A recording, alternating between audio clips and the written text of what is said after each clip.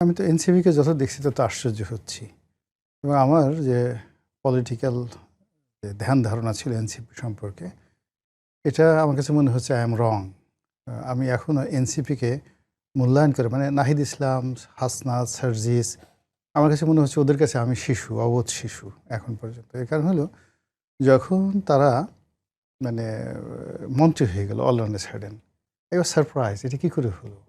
তো হ্যাঁ, খুব হলো। এরপরে আবার যখন তারা একটা পূর্ণ মন্ত্রীর পদ ছেড়ে দিয়ে একটা দল করলো, তখন আমি মনে হলো কেন এই কাজটা করলো, মন্ত্রী এত সুন্দর একটা পদ এটা ছেড়ে দিয়ে আবার রাজনৈতিক দল করলো। তারপর যখন আবার নির্বাচনে দাঁড়ালো আমিও শান্তির মতো মনে করলাম একটাও পাশ করবে না, মাই গড তারা সবাই পাশ করে আসলো।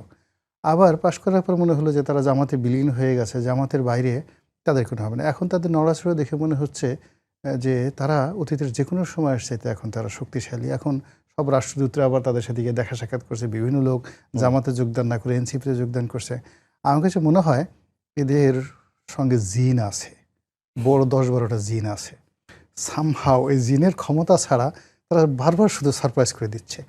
আমি এত চেষ্টা করে জিন ছাড়া এই যে মার্কিন রাষ্ট্রদূত গিয়ে তার অফিসে গিয়ে দেখা করলো, বড় একটা কূটনীতিবিদ তাদের সাথে দেখা করলো।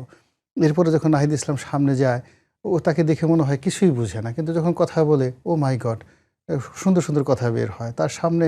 ইভেন তারেক রহমান সাহেব, এ তো ধরেন প্রধানমন্ত্রী তারেক রহমান বাদ দেন, শহীদ প্রেসিডেন্ট জিয়াউর রহমান সাহেবের ছেলে, তারপর শেষে মানে যে যাকে বলা হয় যে বেগম জিয়ার ছেলে, তো তিনি নাহিদ ইসলামের বাসায় দেখা করতে গেলেন। এ তো চারটিখানি কথা না।